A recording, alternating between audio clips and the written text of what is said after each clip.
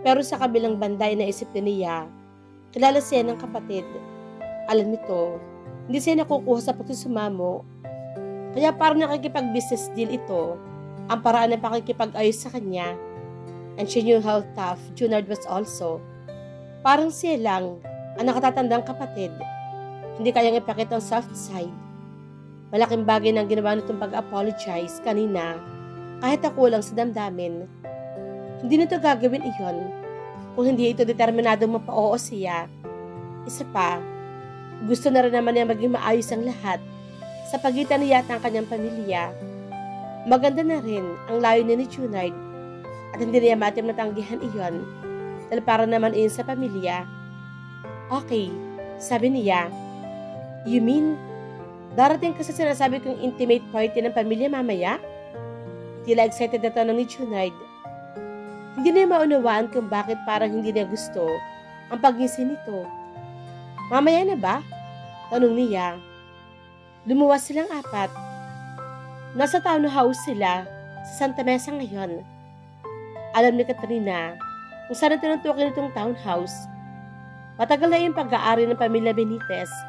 Sa pagkakaalam niya, doon tumutuloy si Junard o ang kanyang ama kapag may naasikaso sa negosyo sa Maynila.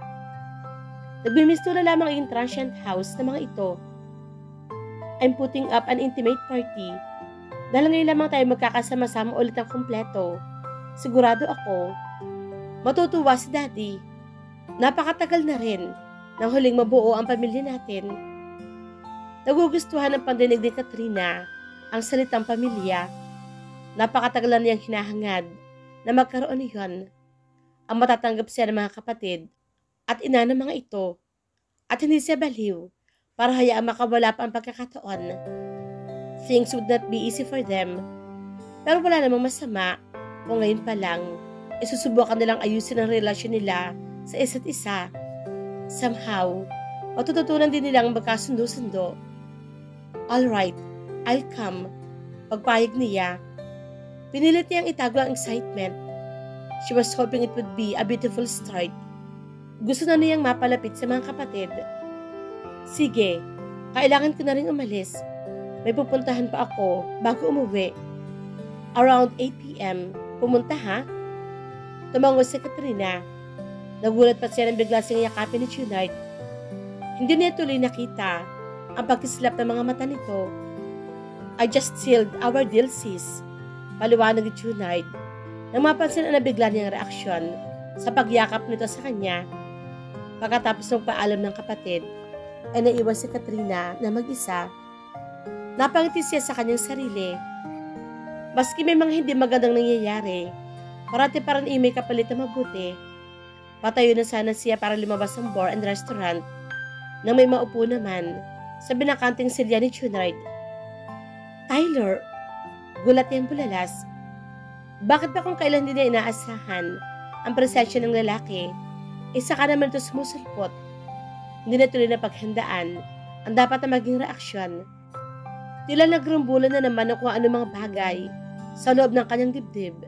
Pagkakita kay Tyler, gusto niyang siguro ng yakap ang binata dahil sa totoo lang, miserable ang 3 araw na hindi na ito nakita at nakasama. Yes, did you miss me? Napakuluwag ng ngiti ng binata. Gusto nang bumigay ng puso ni Katrina, pero kahit paano ay nakontrol pa rin siya ng kanyang isip. Bibigyan niya ng kahihiyan ng sarili kung padadaig siya sa kanyang puso. Hindi nga ba't siya ang umalis at ang iwan kay Tyler? Bakit ngayon isa itong atat na yakapin ng binata? What are you doing here? Tanong niya sa malamig na tinig na sa wakas ay magawang kontrolin ang sarili. Biglang sumeryoso ang mukha ni Tyler. Bagay na ipinagtaka niya. Hindi to serious type. Sa buong panahon na magkasama sila noon ay parati itong nakangiti. Kaya nga nahahawa na siya sa masayahin tong ora. Kaya ano ang nangyari at masyadong seryoso ang anyo nito. Nakakapanibago ang hilatsa ng pagbumukha ng gwapong lalaking ito. Oh, how she missed that smiling, fresh and handsome face of his. Sa loob ng 3 araw na hindi niya ito nakita, pakiramdam niya, ay walang nabuo sa kanyang mga araw. Kaya nga kung dati na siyang cold and dry, natriple pa iyon. Dahil tuluyan na siyang nawala ng rason para sumigla. Bakit kasama mo si Junard? At nagyakapan pa kayo? Madalim ang mukhang tanong ni Tyler. We're okay now.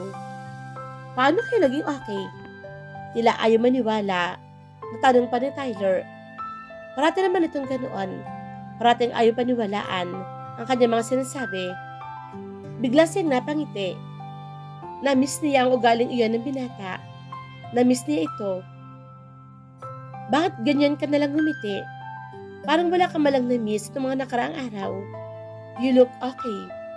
Madilim pa rin ang mukhang komento ni Tyler.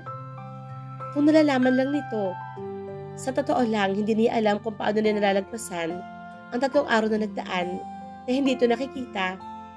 At kung malalaman din ng binata, hindi niya may paliwanag ang sayang nadarama ngayong kaharap niya ito.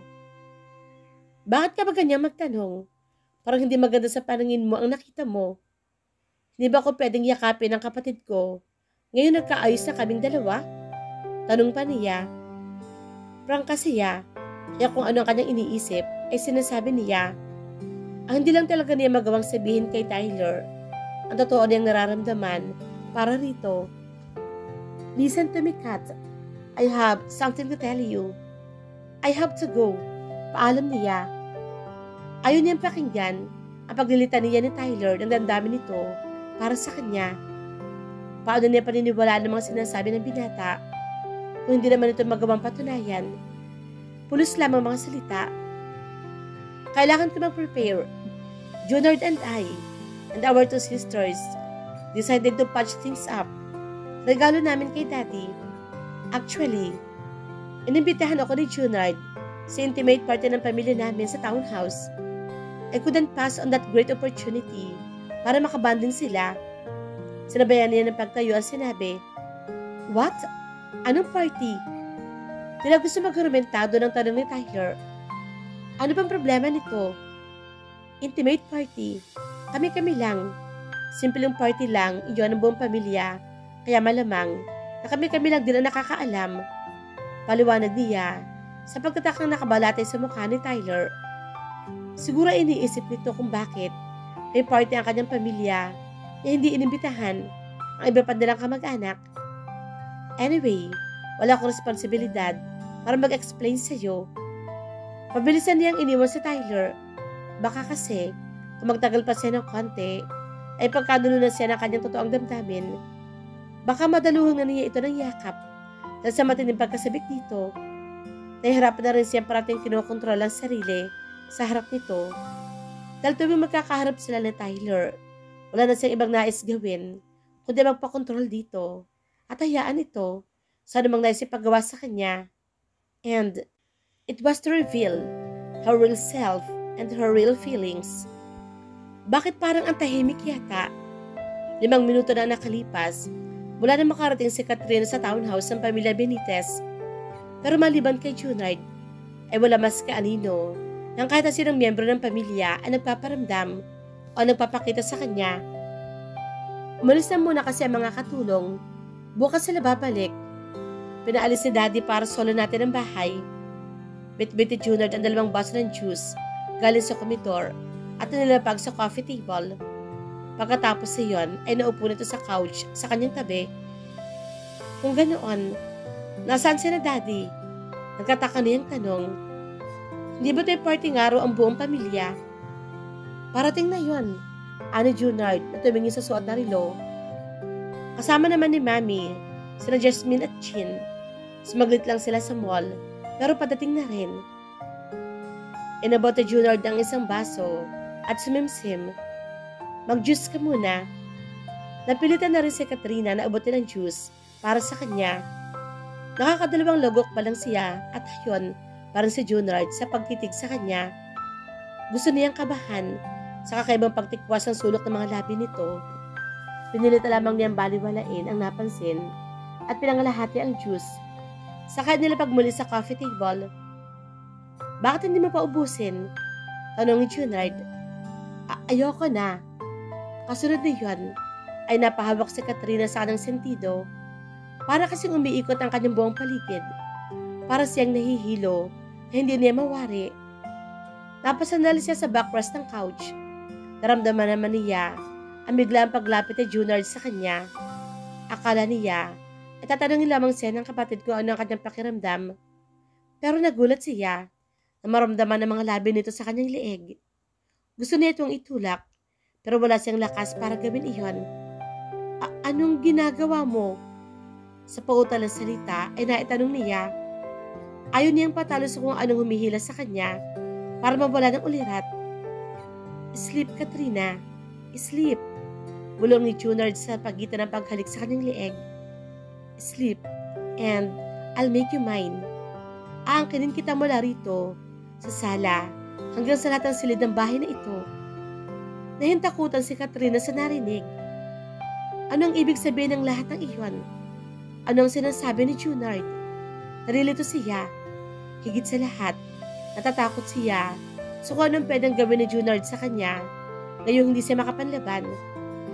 No, please, get off me. Pinilit niyang manlaban, pero wala siyang sapat na lakas para gawin iyon. Naramdaman na lang niya, pilit siyang inihiga ni Junard sa couch at pumaibabaw sa kanya.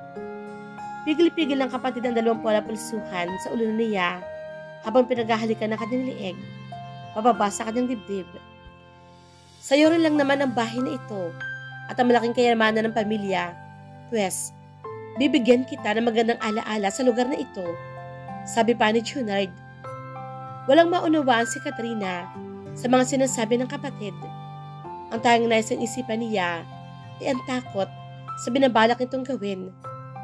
No, gusto niyang isigaw iyon, pero lumabas iyon na parang walang enerhiya. Takot at takot siya, pero wala siyang lakas na magpumiglas. Hindi niya alam kung paano matatakasan ang naghihintay sa kanya, nakahindik-hindik na sandali. Higit pa roon, hindi niya alam kung bakit iyon ginagawa sa kanya ni Junard. Kapatid niya ito. Hindi alam ni Katrina kung ano nangyari at bigla na lang nawala sa kanyang ibabaw si Junard. Sinundan iyon ng mga kalabog. Walang hiya ka, Junard. Anong pamilyar na boses.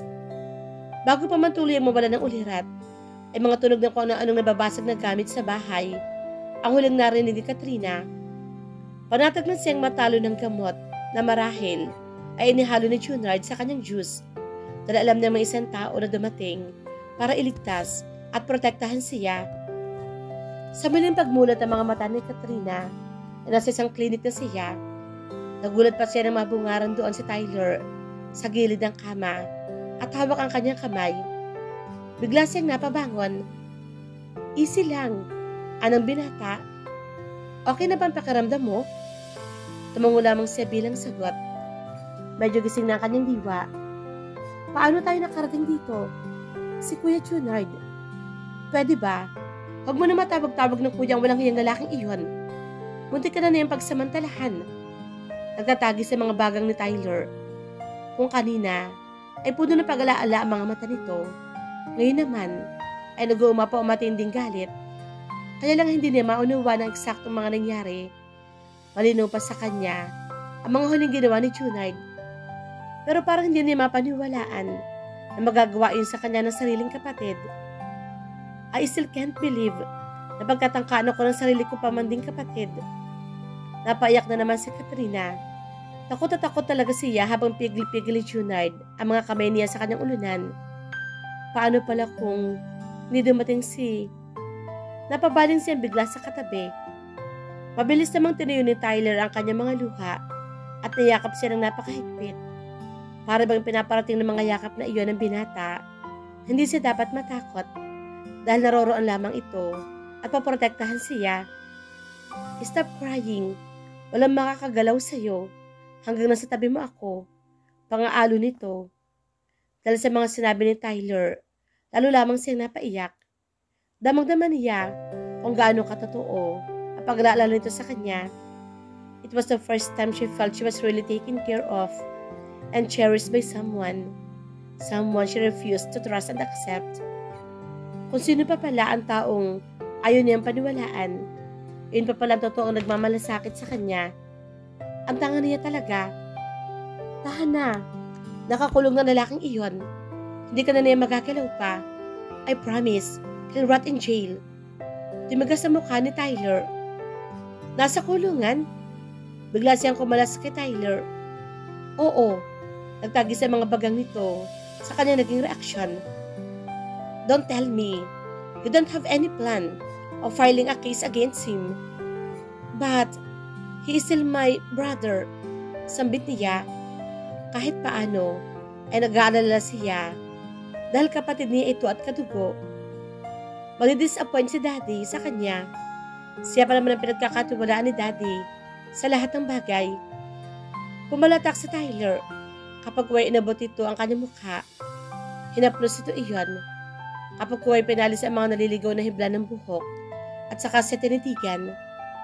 Napakabait mo pa rin sa kanila kahit ginagawan ka na nila ng masama. Napakaswerte nila. Masarap sa pakiramdam na may nakaka-appreciate ng mga kilos siya pero hindi sanay si Katrina kaya nag-iwas siya ng tingin. Just so you know, that devil is not your brother. Huli na namang nagulat si Katrina sa inalabas ng bibig ni Tyler. Napamulagat siya at nagtatanong ang mga mata na tinitigan ng binata. Yes, you heard it right. Hindi totoo ang Benitez si Junard. Sa papel lamang si Benitez. Anong sinasabi mo? Naguguluhan niyang tanong. Tyler sighed and prepared to lay his explanation. Nang gabing makita kong pinagbabalakan ka ni Junard na halikan habang lango ka sa alak at natutulog sa couch. Nagsimula akong magsuspetsa kung related ba talaga kayo sa isa't isa. Bukod sa malayo ang inyong hitsura sa isa't isa, bakit ka niya pagbabalakan na halikan? Gayong mabigat ang loob niya sa iyo. Kaya, sandali, pigil ni Katrina. When did that happen? Hindi ko matandaan ang sinasabi mo. Nabalak niya akong halikan. Yan ba ang eksena kanina? Hindi. Ang sinasabi ko ay nangyari ng party ni Charlene. Tumigas na naman ang mukha ni Tyler. Pagkalaala sa bagay na iyon. Munti ka na niyang halikan. Hindi lamang ako nakagawa ng ingay at nagambala kayo. Since that night, itinalaga ko ang sarili ko na maging protector mo maski hindi mo hiniling. Poprotektahan kita kahit anumang sandali. Kaya hindi ako umuwi ng gabing iyon hanggat hindi ako nakakasiguro na nakauwi na rin si Junard. At kaya nga kahit ilang beses mo akong itaboy, palayo sa iyo, ipinipilit ko pa rin ang sarili ko sa paligid mo. Kung maaari, ayoko na malilingat ang tingin ko sa iyo para masiguro ko na safe ka. Natatakot kasi ako para sa iyo. Malamang na hindi ka aware na ang pinakadelikadong nilalang ay ang tawag na sa tabi mo lang. Natigilan si Katrina. Hindi nilubos sa kalain na matagal na pala siya pinagbabalakan ng tawag at tinuturing niyang kapatid. Maski kahit kailan ay hindi siya tinuring na kapatid ni Junard. Sa kanyang puso ay hindi na ito tinuring na iba. Hindi nga lang ito nagawang ipakita at ipadama dahil sa bawat sandali sa pakiwari niya ay tinutulak siyang palayo ng kanyang pamilya. Kaya nga gano'n na lang kadali para sa kanya natanggapin ang pakikipag-ayos sa Junard. Sa sobrang niyang katuwaan ng malaman na matutupad ang hinahangad niyang mangyari, inakala niya kaagad na sincero ang pakikipag-ayos ni Junard sa kanya. Pero paano mo nalaman na hindi kami magkapatid? I'm sorry, pero ipina-DNA test ko kayo. Alam ko, hindi ko kayo dapat na pinaghihimasukan, pero nag-alala kasi ako. Natatakot ako para sa iyo. Kung tama nga ang hinala ko, pinagdanasaan ka ng tinuturing mong kapatid. Hindi ka man magsalita, alam ko, mahal mo ang iyong pamilya. Gusto lamang kitang protektahan laban sa mga taong magtatangka ng hindi maganda sa iyo. Kaya nga, hindi agad ako nakasunod sa iyo dito sa Maynila. Hinintay ko muna na lumabas ang resulta ng DNA test. Gusto ko makumpirma na tama ang hinala ko. Gusto kitang protektahan laban kay Junard at sa masama niyang tangkas sa iyo. At hindi nga ako nagkamali. Hindi nag-match ang mga DNA ninyo. Bakit hindi mo kagad sinabi? Paano ko sasabihin sa iyo? Ayaw mo nga akong pakinggan. Pinili mo pa rin akong iwan at sundin ang peking imbitasyon ng siraulong lalaking iyon. Paano mo nalamang peke ang imbitasyon niya? Dahil binanggit mo ang daddy mo at ang mga kapatid mo na alam ko naman wala dito sa Pilipinas. Nasa Singapore ang daddy mo para sa isang business venture kasama sina Tita Carla at ang dalawa mo pang kapatid na gusto namang mamasyal. Alam ko na importante sila sa'yo, kaya nga hindi ka nagtangkang pakinggan ako. Sorry, hingin pa umanhin ni Katrina. Gusto niyang sabihin, gusto lang naman niyang umiwas dahil hindi siya nakakasiguro, mapipigilan pa rin niya ang kanyang damdamin. At iyon din ang ginamit ng walang hiyang si Junard na iyon para mapapayag kang pumunta sa townhouse. Alam na alam niyang napakahalaga sa iyo ang daddy mo at ang pamilya ninyo. Kaya inalukan niya ng magandang offer na pakikipag-ayos. Hindi magawa ni Katrina na ikaila ang sinabi ni Tyler. Tama naman kasi ito. Alam na alam ni Junard ang kanyang kahinaan. Kahit gaano pa siya katatag, tao lamang siya na may kahinaan. Ang kanyang daddy. Umamin na si Junard sa mga pulis. Plinano niya ang lahat. Nagpa-imbestiga na rin ako habang hindi pa lumalabas ang resulta ng DNA test. Pero hindi naging ganun kalawak ang mga nalaman ko. Kaya kaninang itawag ko kay Tito Alex ang nangyari. Ipinagtapat na rin niya sa akin ang lahat. Galit na galit si Tito at nagpabook ng flight pa uwi. Kahit hindi pa tapos ang business venture nila, napagtagni-tagni ko ang mga bagay-bagay kasama namang inamin ni Junard. At ano ang nalaman mo? 10 years old si Junard na matuklasan niya, hindi siya totoo ang anak ni Tito Alex. Buntis sa ibang lalaki ang mami ni Junard at ginamit lamang ang pagbubuntis para mapikot si Tito Alex. Wala pang isang taon si Junard nang ipapaternity test Tito Alex at natuklasan ang totoo. Hindi rin naman ito tinanggi ni Tita Carla dahil kasalan sila ni Tito Alex. Kaya naman, ginawa na lang ni Tito Alex ang lahat ng kanyang gustuhin. Binalikan niya ang babaeng totoo niyang mahal, maski nakatali na siya sa iba. Kaya nga ganoon na lang ang galit na Junard sa iyo. Dahil sa halip na matutuhan siyang mahalin ng daddy mo, hindi minsan man nagawang pag-aralan ni Tito Alex dahil ikaw lang ang pinakamamahal niya sa lahat ng kanyang anak. Dahil ikaw ang kanyang anak, saka sa isang babaeng kanyang minahal.